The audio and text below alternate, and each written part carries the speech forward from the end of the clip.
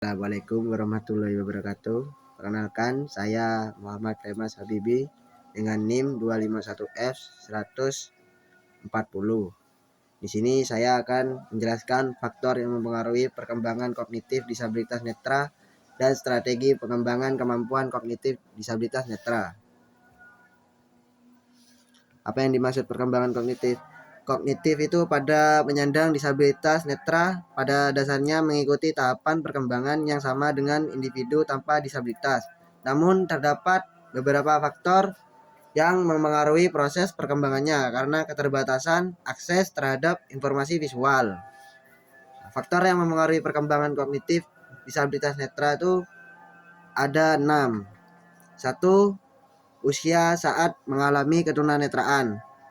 Ketunanetraan sejak lahir atau terjadi setelah memiliki pengalaman melihat akan memberikan pengalaman belajar yang berbeda. 2.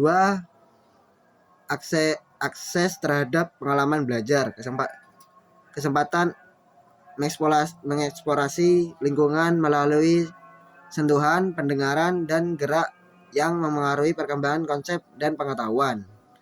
3. Dukungan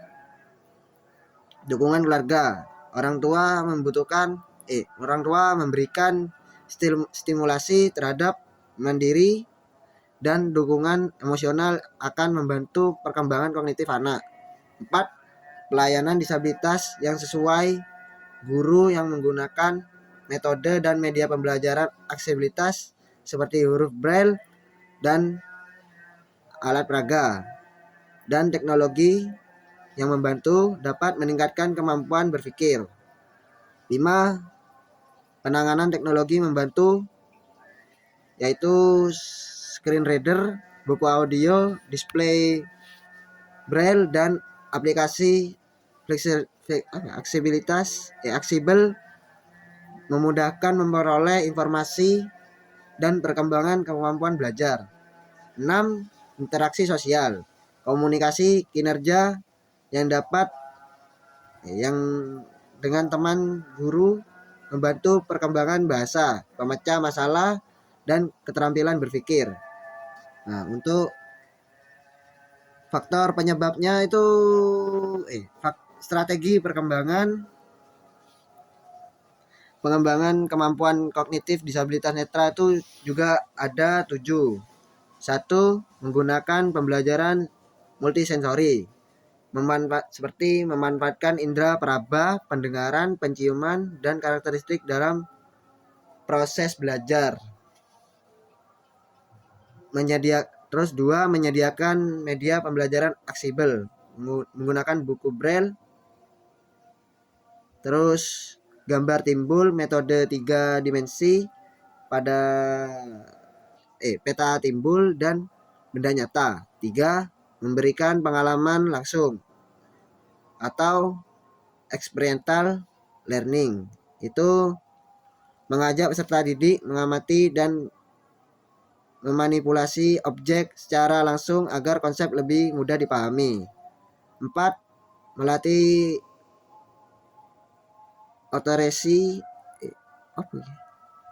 orientasi dan mobilitas, contohnya membantu anak memahami lingkungan, meningkatkan kemandirian, serta membangun konsep ruang dan arah.